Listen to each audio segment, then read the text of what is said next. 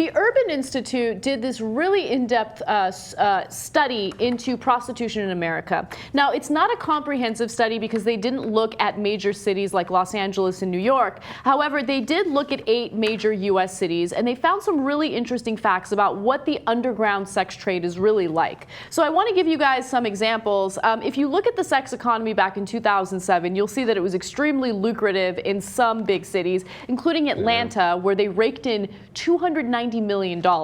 Miami came in next at $235 million, and Washington, D.C. came in third at $103 million. Now, the reason why they didn't state all the other major cities that they looked at is because they just simply did not have enough information to come up with a conclusion. However, those 3 prove to you that there's a lot of money to be made when it comes to sex. Atlanta, indeed. Jeez. Jeez. Yeah. D.C.'s not that large, so a lot of the politicians working overtime to get them in third place. It's amazing. All right, so if you take a look at how much money so-called pimps bring in, between 2005 and 2011, pimps in Atlanta were bringing in about an average of $32,833 a week. A week. A week? A week. Jesus, Weekly man. cash incomes between 2005 and 2011. In Dallas, it was $12,025. Denver, $31,200. Kansas City, $5,000. In Miami, it was $17,741. San Diego, $11,129. And you get the picture. They made a lot of money per week. So it turns out it's not hard out there for a pimp. No. We've been misled. I'm outraged by this. By the way, here's who's making $5,000 a week in Kansas. No one else. I know. I mean, they're making more in the bigger cities, but that's a great amount of money to make in a place like Kansas. So oftentimes what happens with people who are in the sex trade is they want to get out. They want to go into it because they need to pay for tuition or their education, or they need to provide for their family. And then they get to a point where they feel comfortable enough to leave, and then they get a so-called respectable job.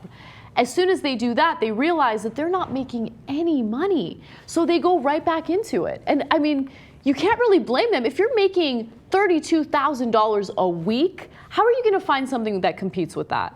Yeah. Look, even if you got a great job, you're not going to make anywhere near that kind of money. There's no way. It's very tempting. Now, look, of course, there's huge downsides to pimping, and especially as it regards to other people, so you shouldn't do it for moral reasons. But if you're talking about financial reasons, it's kind of a no-brainer. So let's talk about the education level, because there is this huge misconception that everyone who is in the sex industry is uneducated, dumb, they're down and out. But the reality is that the majority of them have some education. So 42.5% have at least a high school degree or a GED.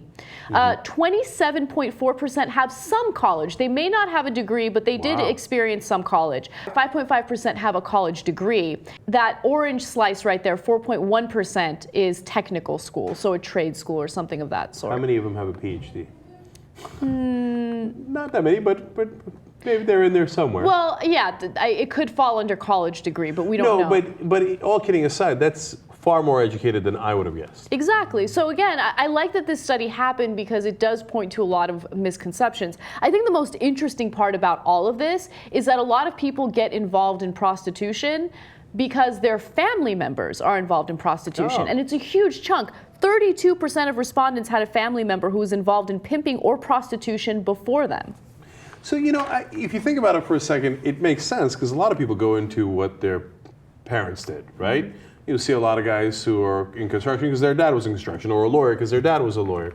And if your family member is pimping or a prostitute, of course it's going to make you more likely because it normalizes it.